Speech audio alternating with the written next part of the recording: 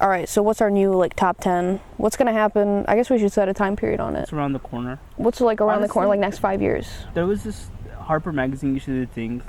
I think it was Harper magazine or maybe Housekeeping magazine, but it was like 5 things to look out in the pursuit of future. It was like 5 things to look out now. We're kind of in the zone where we have to do that now. Yeah. There's a lot of things we have to look out for because change is fast. Up until now, Ukraine was like a country. It's not even a country anymore. It's like a piece of land, and when it's over, it's gonna be a piece of land where they're gonna build like this huge city on it. That's what they're planning. Completely cyber city, and that's insane because you think about how much food comes out of there, and that's gonna be it's all gonna be owned purely like for banks and for like quote unquote whatever Russia takes over. But it's just banks. That's crazy. But that would be an amazing play to say, well, we're having a famine here. Sorry, the war caused a famine. And then you cut off supply. You have a pretense to cut off like everyone else's supply. You know when you gotta congratulate someone for like, even if they're like beating you, that's a great move. That is a great move. There's so many things you can do with that. It's insane. Like I could literally sit here all day and think of like different scenarios, and that's what they do. I mean, all the books and all the white papers are just different scenarios to play out. Who ultimately gets to make the decision, I wonder, on like which play it's gonna be? Because I sometimes have a hard time thinking of like the logistics of this stuff. Like ultimately it happens one way or another. Yeah. But I'm always wondering, like, it wasn't inevitable that it was this way. Somebody chose it to be this way. I mean, now you're getting into more like I don't believe that there is like a council that organizes this and stuff, right? I think it's like multiple councils agree on this because it benefits them all mutually. Yeah, I would believe that because it's just too much to have like one party that has central control over literally everything. I mean, clearly there is opposing forces, and even between themselves they fight, right? I mean, a good example is the Kennedys. Kennedys were one of the elite families that got like killed off because they didn't want to go along with the plan anymore. Yeah. They wanted to go on to their own thing. They did it all the time. It happened in Russia. A lot of the oligarchs got eliminated because they didn't want to go along with their version of the future. It's like anything, really. Yeah. It's like any corporation. If you have like a giant corporation, you cannot. There's rarely a corporation where it's a one person deciding everything. It tends to be, groups, right? Yeah. And everybody puts their input in, and that's. I mean, you can see that with the exercises. When you see exercises like the SPARS one, right? Yeah. It's multiple groups working on one thing. Yeah. There's John Hopkins Institute, the Bill Gates, the Melinda Gates, whatever foundation, and I think there was one more, which is like a part of the World Economic Forum. The crazy part is like when you read those, you're like you expect most of the thing to come out of you expect most of the what's written there to come out to be true. Yeah. Right, to be manifested, but they only need 1 or 2 things anyway, and to combine them with other 2 things, they find another scenario to perfect something. Like I said, we were talking about this yesterday, right? When I said it's like they know that the problem is they can't roll this all out at once. That's the problem. Yeah, people would actually get mad. I mean, Klaus Schwab's right in his last book, Fourth Industrial Revolution. His ending statement, his opening and his ending statement is like, we cannot do this all at once because there is a lot of social shocks, right? Yeah. A lot of these create social shocks that can backfire on us. Well, what do you think would happen if they say, there's a giant famine and people start pointing out, like, wow, these banks are the ones behind it. Well, what do you think's going to happen to these people? Well, they're going to get strung up, right? Well, yeah, I kind of wonder where the line is because I guess it depends on how well they sell their version of events. They try to make it so that the blame's on you and you can never have a collective blame. Yeah. And so because if people have a collective like grievance, right, they'll start unifying and unifying together and start looking for an enemy, which would be of course them, which will whether it be the vaccine companies, the people who helped them, whatever it is, right? Even the government itself for allowing this to happen. Well, yeah, I mean, what works about it in this scenario is that there is a dichotomy that pits us against each other rather than against them, which is like the people who got vaccinated who didn't. And we were too busy fighting over that to go like unify and go like, wait, who started this? So if they have any scenario where they can build it so that there's infighting amongst normal people, that will help shield problems from coming to them. And that's always been the thing. When you see like fake abduction thing where it's like, oh, these right wingers are gonna adopt this governor, right? Yeah. And a lot of people are like, oh, look at what's happening. Oh, we can't trust those people even though they're among you. We're all slaves here, bro. Like, we are all slaves, regardless of race. Don't make sure that you have a reason to never unify. And it works. It's very effective. Been here forever. I think a very good example of this is like Woodstock, when people started unifying against the Vietnam War, right? Well, they're like, we need something to make sure they don't start actually unifying against the government, because this is what they were doing. Yeah. They were protesting government agencies themselves. Well, what is it? What came out of it? Well, the CIA experimented on drugs and gave all these experimental drugs to kids. And that screwed over everything. At that point, it was the closest you have ever seen recently, in recent time, to some sort of unification. Everybody agreed this war was bad. Whether you were in left, right, young, rich, poor, whatever, everybody agreed. So once they started unifying, that's when things got scary for them and they went full out. They're like, let's make culture war, let's make political war, economic war. Smart, it worked. From that on, we got a ton of things that screwed us over and continue screwing us over today. Yeah, because the whole drug stuff was part of creating the culture of, or at least like putting it on steroids of like progressivism and the like, I wouldn't even know what to call it. It's not explicitly spiritual, but the new age vibe, which still like pervades culture to this day. Yeah, basically. We got the free love movement out of that. Yeah. We got the New Age movement focused on Eastern mysticism and moving away from traditional views, traditional values. Of course, I don't know if they 100% expected that, to be real with you. What would it take for because right now, like, this stuff is getting put in place, but for them to act on the devices that are there and actually start, like, when they're spying on people to act on it. Foundation is you need to have everybody surveilled as much as possible and try to control thought as much as possible. Now, when they get into more of an action phase, once they get into, like, the real deal, at that point, I don't know if you need, I know it sounds kind of crazy, but I don't think you're going to even need that. I believe the Huxley thing where it's like people are going to love their servitude. You're going to love it so much that they're not going to even need to go and do anything about it. Yeah, they don't need to like spy on you from your own because other people will just snitch on you. Because other people will be like, we already saw that with the COVID stuff. Of like, they're not even forced to, but they're so convinced by what they've been told that they're like terrified if, I don't know, somebody else says something that's like skeptical of the narrative, that they'll just snitch on them. Or if somebody's gathering with friends, they'll snitch on them. And they don't even get anything out of it. And they'll just, That's it. They'll isolate you from the community and like hope you to like die off, essentially. I'm serious. That's like essentially what they're telling you. Like, go die alone. You're not a part of us. And a lot of people won't speak up, even if only like a small percentage believe that. The rest of the group won't speak up because they don't want to be told to go die alone. It's very simple. Our enemy of the future is ourselves. Really, I know that sounds crazy, but I guess when you really pay attention, right? And all these things, whether you are part of the in-group who's quote unquote going to the future, right? At the end of the day, the enemy is you being a conformist, okay with this and accepting. Yeah, it's always like you accept it because of something. The only reason any of this happens is because people go along with it. Like, it's really that simple. If they just said no, they wouldn't be able to do anything. And I've thought about that before and how insane it is. That's like, it's something so simple, right? The magic. What's the magic saying? Harm will not come to that who doesn't accept it. That's like a classic magic thing. These people are like sorcerers. They're genuinely sorcerers, and they believe that if you accept it, you're buying into it, then they're allowed to harm you. You deserve it. You bought into it. And yeah, all the tactics they're using now and the ones that they plan to use aren't like totalitarian in the sense of literally like holding a gun to your head and saying you have to do this. They make an enemy if they do that. Yeah, exactly. It's all stuff that's just like social pressure when people do it, and it's such a simple thing. Like, if people said no, it wouldn't be able to happen, but it's also very difficult to prevent that because they wield so much power over the culture that we don't. They make the culture. As simple as it is, it's like also like somewhat impossibly difficult to put up a real fight against it where you could actually reverse it. Although in certain issues like diversity stuff is getting rolled back. For now, they're like having getting rolled back like not forever. It's getting rolled back like it's gone. It's getting rolled back to be reworked and speed up. Yeah, they had that in like I think it was, I don't know if it was in Germany or America, but they tried to release some kind of like movie that was like romanticizing euthanasia, and people like didn't. Like people totally rejected it at that point. But now they're like bringing that back again, and they'll keep bringing it back. Anything that doesn't work, they'll bring it back again, like later on. Here's like a silver lining, is that I genuinely believe that if they don't do this well, and if they don't get the right people to make their art for them and their propaganda for them, then it'll be literally just too visually disgusting for us to be accepting of. Yeah, there's this thing that Victor told me about in Brazil, this I guess like musician who like had some live performance that was like very sexualized. Everybody on Twitter was saying like, this is disgusting, this is cringe, and I'm like, that's surprising because these are all like leftist liberal people. I'm like, this is what you're fighting for. But at some point they kind of like intuitively reject it because it like literally looks disgusting. It literally is like repulsive.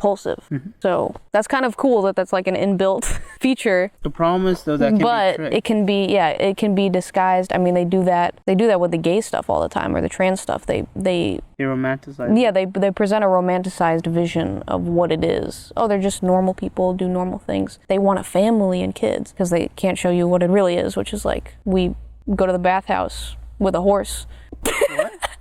I don't know. I mean, I have friends who are gay. I do, and they're good friends. But even they would agree that it's kind of strange how much their lifestyle is being sold to the normal person. And I had a friend who was a drag queen. Like, literally, that's what she did. They did, right, for a long time, even before it was cool. Even they agree that that's strange. They feel like a merchandise or like a token. I mean, I would feel like degraded if that was my culture. If my culture was like, yeah, I'm gay, and that's a normal thing. It would be weird if I like see it everywhere though, because even I would understand it's not necessarily the normal. Even if you don't think that you're aberrant, you know that you're a minority at least. I think there's a lot of silver linings, but there's also like, I think eventually they have enough tries that they're gonna get it. That is the end result, and I don't think people are gonna wake up to it enough, or at least not enough people are gonna wake up to it.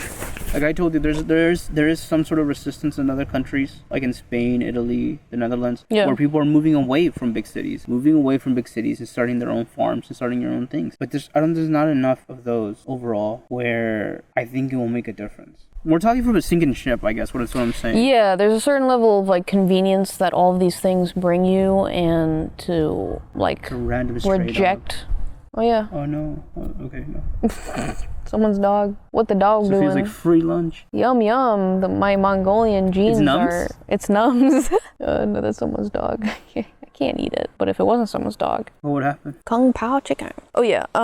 There's a certain level of convenience that things like, for example, when credit cards came around, afford you, even though those like compromise so much of your privacy and everything. That it's like to reject that is kind of retarded, and so yeah. But yesterday, the California ID. In California, they're testing a new system where you can get your ID, your driver's license, a lot of things on your phone, completely digital. Which is what they were planning to do with like. That's something. If you guys watched the first episode, whatever, of like us talking randomly on a bench, we were in a Starbucks. That's something. I said, and now we're here. Yeah. A lot of the things, if you go back and watch it, I told you about like gas crisis, the economy just keep continuing, and it's not going to war yet. That's the end result. They're going to have to. It's the only way they're going to fix it. They can't fix the economy any other way. Give me a way to fix it. I can't think of any other way. They're not going to let it crash, because that creates riots. And who are you going to point back to? Well, they're eventually going to have to say it was the bank's fault. Do you really think they're going to do that? Do you really think the banks will allow that? It's not happening. You can't let that happen. Before that happens, it's Russia's fault. It's China's fault. Time to go to war. North Korea's fault. Time to go to war. It's going to be anybody else's fault except the people who do it. It might even be ourselves. Maybe they do go with that last crazy scenario of like a civil war. I don't know. I don't know what the hell they're going to do. But they do need a war, and they need to create an enemy, right? It may even be terrorists or climate activists. There's so many plays. Eco-terrorists. Domestic terrorists, far-right terrorists, eco-terrorists. Natural disasters, famines, whatever it is, they need to create an enemy. That's the only way you fix the economy. So that is probably the one thing I'll tell you guys to look out for. Start preparing yourself for get peeled. An interesting world. That's all I got to say. Yeah. I'm out. To prepare yourself to like get a handle on things for yourself, get your privacy under control, get your own property, get all that stuff. You have to sacrifice so much convenience and maybe even like a good job, right? Because you can't be in a city that it just doesn't make sense for most people to do. They already set it up in such a position where it's like you got to be in kind of a unique position to withdraw and not sign up for the things that they're going to be putting for you. People can't afford that. Yeah, exactly. You can't afford that. Like I told you, like my friend, right? She has to work like a full 9 to 5, go to school, and then she still has to take care of like people. Like I've told her about this stuff, and she listens and she agrees that there is some sort of evil. But even someone like her who's smart, who will listen to you, cannot afford the time of day to actually find a way to get out of it, or even be able to enact that plan, even if they have one, right? Because it costs. There's a big like cost to it as far as like opportunities and even just money. Yeah, for most people now it's like, well, it probably won't get that bad in my lifetime, so I'll just keep rolling with it. That's the hope. But then you push it off to the next generation, right? It's their problem. At which point it's going to be even harder to do this stuff. I guess we can finish off with like, what's the top 10 and what are the ways that it's going to happen, maybe? Because that ID thing is like a pretty genius way to do it, because that's like what they're selling is like convenience. But what's going to happen is like, okay, now your ID and your money and all this stuff is in one digital place, and it can all be shut off if they decide that. Well, here's the crazy thing, and this is just a video that went viral, and I thought that was insanely well put by this guy. And he's a protester in the UK, right? And he's like a guy who knows who's awoken. He's like, if we get a digital ID, we get the digital euro, then if they tell you cannot leave this area, you won't be able to buy anything outside that area. What does that mean? It means you are mankind forever. Yeah. Isn't that crazy? I mean, when you look at like things like Hunger Games, like Logan's Run, well, that's insane. That would never happen in the real world. Well, what are all those movies saying? That there's districts for certain people, and you have to stay within your district, because if you step into the other one, you're considered a criminal. That's the future. I look at those things, and I know it's far out there now, but the future will resemble that. What I was gonna say is like, yeah, when they get the digital currencies implemented, there's so much potential for different ways they could control it, as far as like, okay, with your money, what are you allowed to buy? And like you said, where are you allowed to buy? Where are you allowed to go? Where are you allowed to live? Where are you allowed to talk to? Maybe you lose all your money. Maybe it expires the next day and you have to use it now. Maybe you can only buy from certain brands, the approved brands. That's the only thing you can spend your money on. There's so much control in the idea of digital currency. Yeah. Digital IDs. I'm gonna say top 5. That has to be one of the top 5. Yes, probably yeah. Based on the convenience of it, based on the utility of it, it's probably like number 2 or 3 of like most likely to happen. Yeah, on their priority list. Number 1 thing to happen is for like VR. Because that's like the ultimate control. Even beyond the level of the money is like, we could just control your reality. Like, there is nothing more than that. So here's the thesis. So what's the T, David? I love that. All right, so our top 5 for what's going to happen imminently is VR for one. Like I said, VR is like the fluid that allows all these changes to happen. Imagine if we were to go to war against Chile, right? And for whatever bullshit reason they can come up with, most people will start looking into it. Yeah. And they will start figuring out this is not true, this is not real, whatever, right? Yeah. But if you're stuck in VR consistently, you don't even have the time. You won't have the time. Yeah, it'll be like,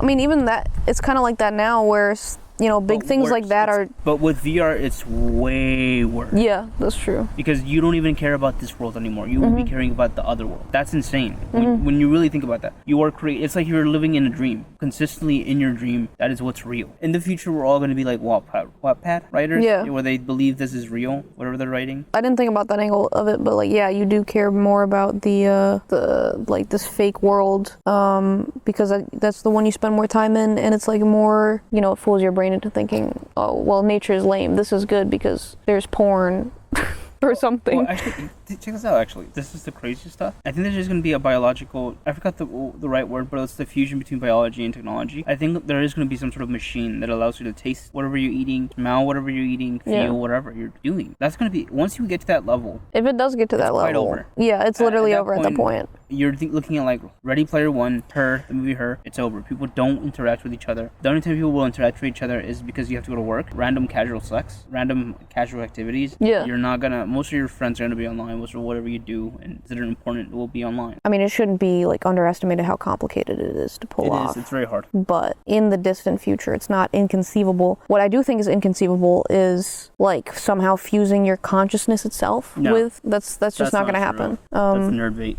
Yeah, I don't think that's ever going to happen where you can fuse your consciousness with a computer or have like a Neuralink type thing in that sense. Yeah, I think that's just impossible. I also think true intelligent AI is impossible. I see. But they don't even need those things to pull off things that would be useful for them. So it's kind of besides the point. So yeah, there's the VR stuff. I mean, yeah, at that point, that's kind of just... It's over. They can show you whatever they want to show you, and you'll never go and check the real world to see if they're telling you the truth because you don't want to check the real world because it's boring in comparison to the VR world. No, I mean, if it ever comes down to it, it's going to be so attractive that it's going to be hard to not at least interact with it even a little bit. Yeah, you might have to interact with it a little bit, like as far as if it starts getting integrated with work, which it would, and you would just have to do you'd have to do the thing of like, which people are doing now, of like, you know, dopamine detox type stuff. I interact with technology in as much as I have to, but other than that, I force myself to not interact with it. But people have a really hard time doing that just with phones. Imagine when it's like VR and stuff. Going to be horrible. That's what Gen Alpha is going to have to contend with if Gen Z is contending with getting off their screens. That's the first one. Second one is the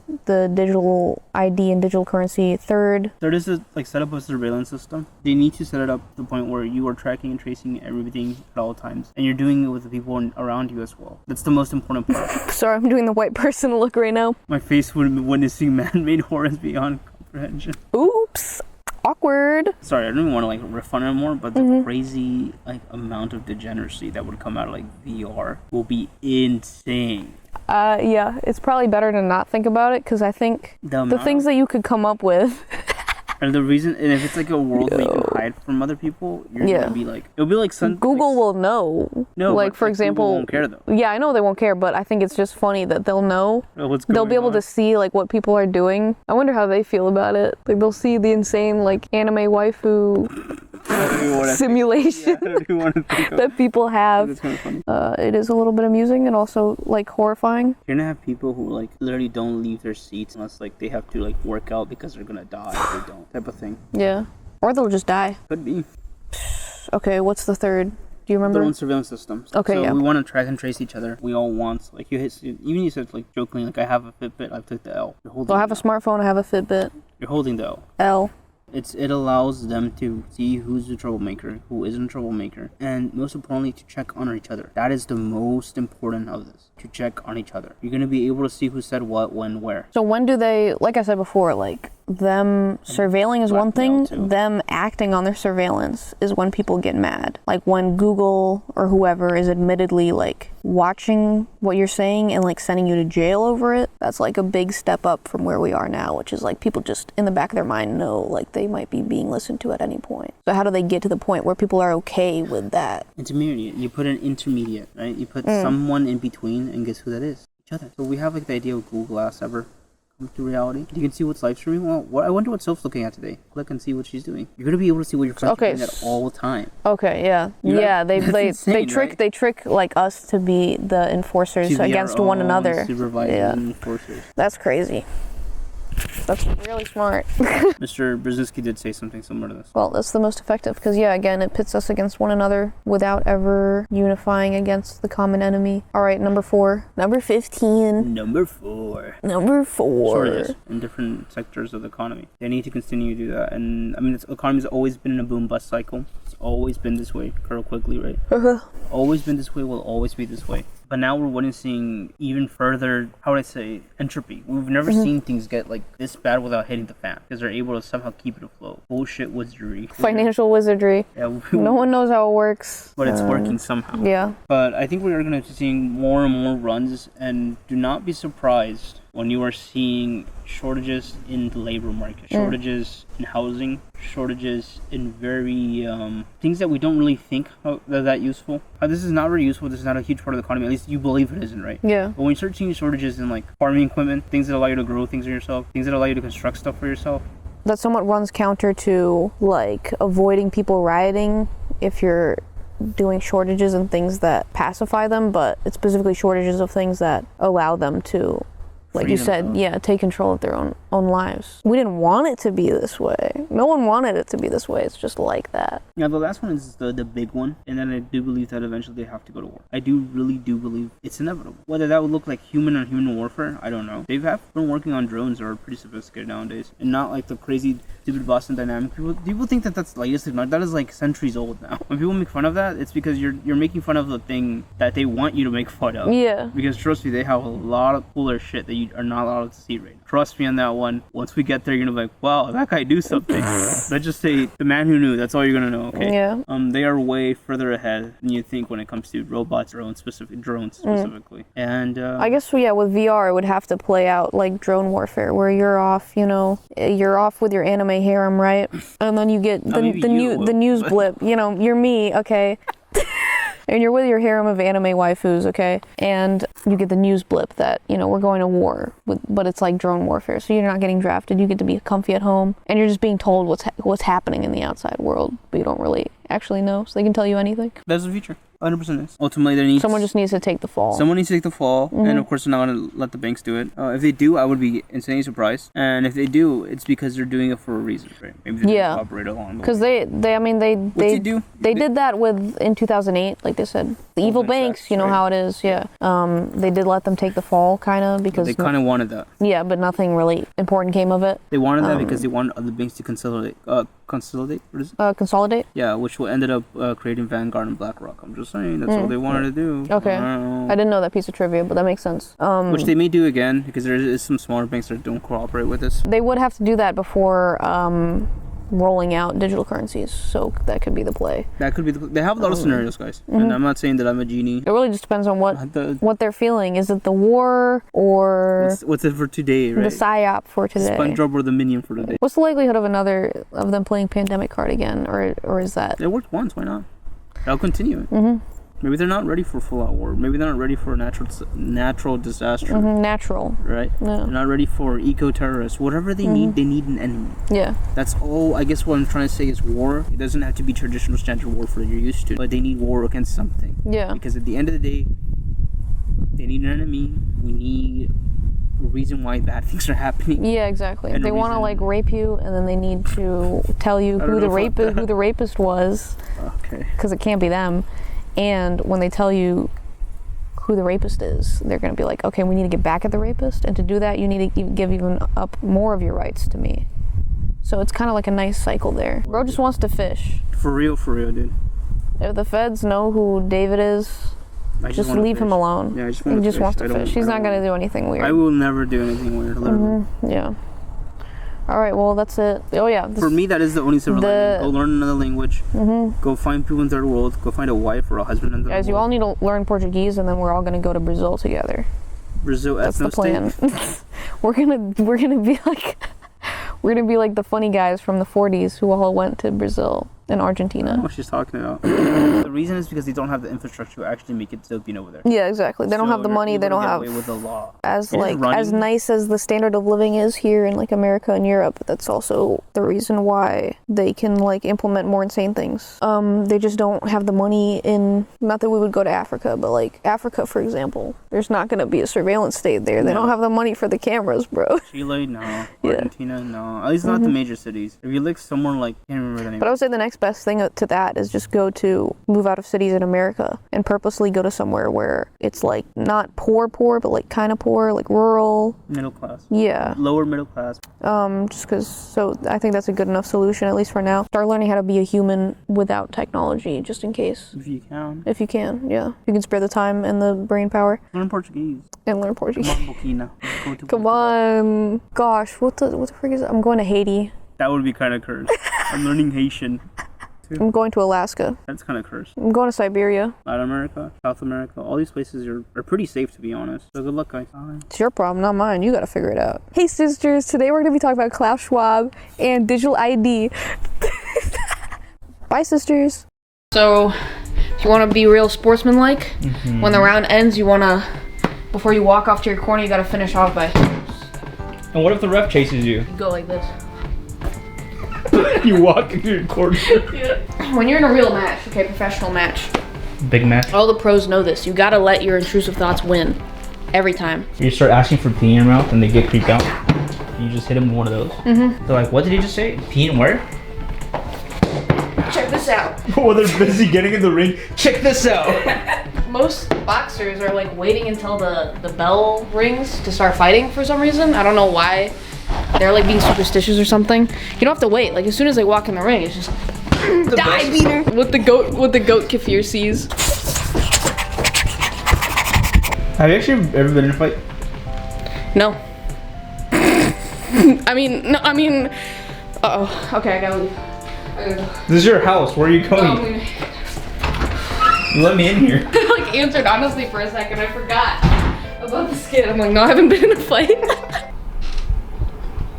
Hey, where are you going? No, say the Amanda Nunes dream. There is no Amanda Nunes dream. There's no. I didn't dream about being Amanda Nunes and winning fights. I didn't do that.